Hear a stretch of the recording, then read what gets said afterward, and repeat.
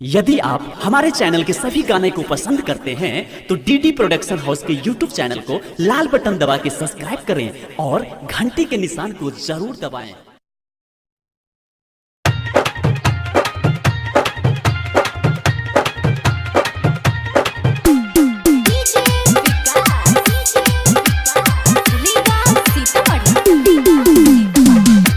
Presented by DD Production House, Sakri। कारी हो चाहे गोरी दूबर पातर चाहिए, कारी हो चाहे गोरी दूबर पातर चाहिए। पापा 16 से 20 हमको लड़की चाहिए, पापा 16 से 20 हमको लड़की चाहिए। कारी हो चाहे गोरी दूबर पातर चाहिए, कारी हो चाहे गोरी दूबर पातर चाहिए। पापा 16 से 20 हमको लड़की चाहिए, पापा 16 से 20 हमको लड़की चाहिए।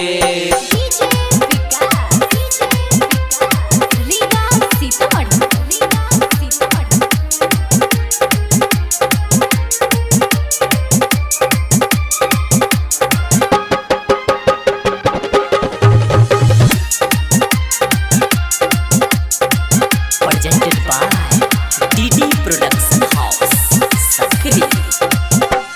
पढ़ल रहे चाहे न रहे, रहे बाकी झकास हो, हमारा के कबो न होखे दी हमना उदास हो। ए पापा सुना ना, हाँ पढ़ल रहे चाहे न रहे, रहे बाकी झकास हो, हमारा के कबो न होखे दी हमना उदास हो। एक रंग के फिटनेस हमको बराबर चाहिए, एक रंग के फिटनेस हमको बराबर चाहिए।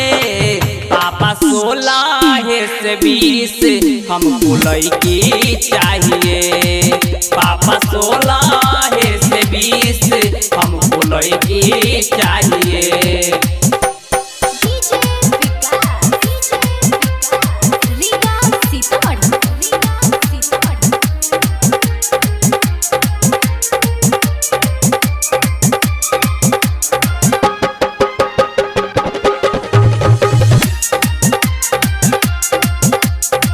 Presented by DD Production House, Sakri। Writer Manish के लेके जइहा, देखे में तू साथ हो, रविकांत रसीला सोनू के बुझत निका बात हो। हाँ रंजन विशाल के लेके जइहा, देखे में तू साथ हो, सरवन विवेक चंदन के बुझत निका बात हो।